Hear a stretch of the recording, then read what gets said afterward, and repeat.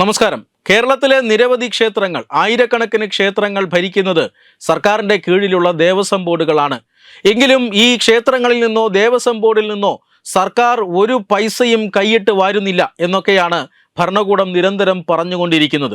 പക്ഷേ നിരവധി ഉദാഹരണങ്ങൾ സർക്കാർ ഒരു രീതിയിൽ അല്ലെങ്കിൽ മറ്റൊരു രീതിയിൽ ക്ഷേത്രത്തിൻ്റെ സ്വത്തും പണവുമെല്ലാം കൈയിട്ട് വാരുന്നതിൻ്റെ നിരവധി ഉദാഹരണങ്ങൾ നമ്മുടെ മുന്നിലുണ്ട്. അതിലേറ്റവും ഒടുവിലത്തെ ഉദാഹരണം സുപ്രീം കോടതിയുടെ ഇടപെടൽ കൊണ്ട് മാത്രം കേരള സമൂഹത്തിൽ ചർച്ചയായതാണ്. അതായത് തൃശ്ശിലേരി, തിരുനെല്ലി ക്ഷേത്രം, ഈ രണ്ട് ക്ഷേത്രങ്ങളുടെ നടവരുമാനത്തിൽ നിന്നും അവർ മിച്ചം പിടിച്ച തുക ഏതാണ്ട് 17 കോടിയോളം രൂപ. ഈ 17 കോടിയോളം രൂപ സഖാക്കൾ ഭരിക്കുന്ന ഒരു കോപ്പറേറ്റീവ് സൊസൈറ്റിയിൽ, അതായത് സഹകരണ സംഘത്തിൽ കഴിഞ്ഞ കുറേ കാലങ്ങളായി നിക്ഷേപിച്ചിരിക്കുകയായിരുന്നു. അത് തിരുനെല്ലി സഹകരണ സംഘം. തിരുനെല്ലി സഹകരണ സംഘത്തിന് 100 വർഷത്തെ പഴക്കമുണ്ട് എന്നൊക്കെയാണ് പറയുന്നത്. തീർച്ചയായും ആ ബാങ്കിന് അത്തരത്തിലൊരു പഴക്കം ഉണ്ടായിരിക്കാം.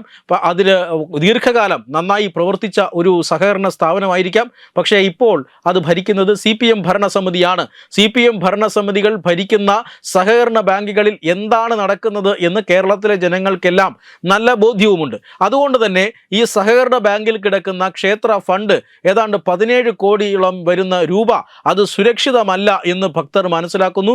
അവർ കോടതിയെ സമീപിക്കുന്നു. ആ തുക പിൻവലിക്കാൻ ആരും തയ്യാറല്ല. ക്ഷേത്രം ചോദിക്കുമ്പോൾ ഈ ബാങ്ക് പറയുന്നത് അങ്ങനെ ഒറ്റയടിക്ക് പിൻവലിക്കാൻ പറ്റില്ല, ബാങ്ക് തകർന്നു പോകും എന്നൊക്കെയാണ് ബാങ്ക് ഭീഷണി മുഴക്കിക്കൊണ്ടിരുന്നത്. പക്ഷേ ഹൈക്കോടതിയിലേക്ക് ഭക്തജനങ്ങൾക്ക് അവരുടെ ഡെപ്പോസിറ്റ് വിട്ടുകിട്ടാനായി, ക്ഷേത്രത്തിൻ്റെ ഡെപ്പോസിറ്റ് വിട്ടുകിട്ടാനായി സമീപിക്കേണ്ടി വന്നു. ഹൈക്കോടതി ഉത്തരവിട്ടു, അത് എത്രയും വേഗം ഒരു പൊതുമേഖലാ ബാങ്കിലേക്ക് മാറ്റണം എന്ന് പറഞ്ഞ് ഉത്തരവിട്ടു. പക്ഷേ ആ ഉത്തരവ് പാലിക്കാനും CPM ഭരിക്കുന്ന ഈ ബാങ്ക് തയ്യാറായില്ല. ക്ഷേത്രത്തിൽ നിന്നുള്ള ഡെപ്പോസിറ്റ്, തിരികെ കൊടുക്കേണ്ട ഡെപ്പോസിറ്റ്, കോടതി ഉത്തരവ് ഉണ്ടായിട്ടും ധാർഷ്ട്യത്തോടുകൂടി അത് കയ്യിൽ വയ്ക്കുന്നു. ഏതാണ്ട് 17 കോടിയോളം രൂപ ക്ഷേത്രത്തിൻ്റെ പണത്തിൽ നിന്നും എടുത്ത് കയ്യിൽ വെച്ചിട്ട് അതിൽ നിന്നും പ്രതിവർഷം ലാഭമുണ്ടാക്കിക്കൊണ്ടിരിക്കുകയാണ്. ഇതിൽ നിന്നും, ഇതിൻ്റെ വരുമാനത്തിൽ നിന്നുമാണ് സഖാക്കൾക്കും അവർക്ക് ഇഷ്ടമുള്ളവർക്കും ഒക്കെ വായ്പയും മറ്റുമെല്ലാം കൊടുക്കുന്നത്. ഈ രീതിയിൽ ക്ഷേത്രത്തിൻ്റെ പണം വെച്ച് ബാങ്ക് നടത്തിക്കൊണ്ടുപോകുന്ന ഒരു സാഹചര്യം അത് ഹൈക്കോടതി ഉത്തരവിന് ശേഷവും തുടരുന്നതാണ് നമ്മൾ കണ്ടത്. പിന്നീട് സുപ്രീം കോടതിയിലേക്ക് ഈ കേസ് വരുന്നു. ഹൈക്കോടതി ഉത്തരവിട്ടിട്ടും ഇത് നടപ്പിലാക്കുന്നില്ല. അതായത് ഹൈക്കോടതി ഉത്തരവിനെ തുടർന്ന് 8 കോടി രൂപ, ഈ ക്ഷേത്രത്തിൻ്റെ 8 കോടി രൂപ തിരികെ കൊടുത്തു ഈ ബാങ്ക്. ബാക്കി 9 കോടി രൂപ ഇനിയും നൽകാനുണ്ടായിരുന്നു. ആ 9 കോടി രൂപ വിട്ടുകിട്ടാനായിട്ടാണ് ഭക്തർ സുപ്രീം കോടതിയെ സമീപിച്ചത്. സുപ്രീം കോടതി വളരെ കൃത്യമായ നിലപാട് തന്നെ അതിൽ സ്വീകരിക്കുന്നു. അതിരൂക്ഷമായ വിമർശനമാണ് ബാങ്കിനെതിരെ നടത്തിയത്. ബാങ്ക് സുപ്രീം കോടതിയിൽ ഉന്നയിച്ചത് ഇതൊരു വലിയ തുകയാണ്, ആ വലിയ തുക നിക്ഷേപം അത് പിൻവലിച്ചു കഴിഞ്ഞാൽ ബാങ്ക് തകർന്നു പോകും. ബാങ്ക് തകർന്നു കഴിഞ്ഞാൽ മറ്റ് ആയിരക്കണക്കിന് നിക്ഷേപകരെയും മറ്റുള്ളവരെയും ഒക്കെ അത് ബാധിക്കും എന്നാണ് സുപ്രീം കോടതിയിൽ പറഞ്ഞത്. സുപ്രീം കോടതി അതിന് ഉത്തരമായി ഒരൊറ്റ വരി വളരെ കൃത്യമായി പറഞ്ഞു വെച്ചു. ക്ഷേത്രത്തിലെ സ്വത്ത് അത് അവിടുത്തെ പ്രതിഷ്ഠയ്ക്കുള്ളതാണ്, അത് അവിടുത്തെ ഭഗവാനുള്ളതാണ്. ആ സ്വത്ത് നിങ്ങൾക്കെടുത്ത് കളിക്കാനുള്ളതല്ല.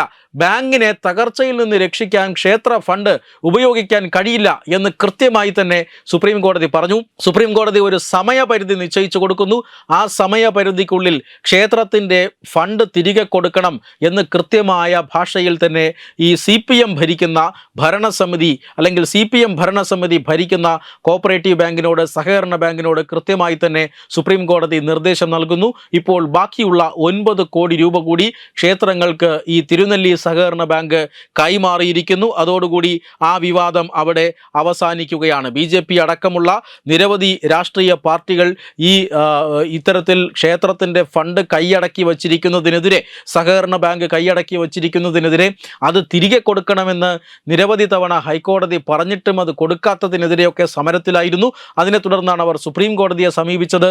സുപ്രീം കോടതിയുടെ കൃത്യമായ ഇടപെടൽ, സുപ്രീം കോടതിയുടെ ശക്തമായ നിലപാട്, അതിനു മുന്നിൽ സഖാക്കൾക്ക് മുട്ടുവളയ്ക്കേണ്ടി വന്നു. ഏറ്റവും ഒടുവിൽ ക്ഷേത്രത്തിൻ്റെ ഫണ്ട് മുഴുവൻ, നിക്ഷേപം മുഴുവൻ തിരികെ കൊടുത്തിരിക്കുന്നു. അതിനി ഏതെങ്കിലും ഒരു പൊതുമേഖലാ സ്ഥാപനത്തിലേക്ക് അല്ലെങ്കിൽ പൊതുമേഖലാ ബാങ്കിലേക്ക് മാറ്റാനാണ് ക്ഷേത്ര ഭരണസമിതിയുടെ തീരുമാനം. വെബ് ഡെസ്ക് തത്തുമൈ ന്യൂസ്.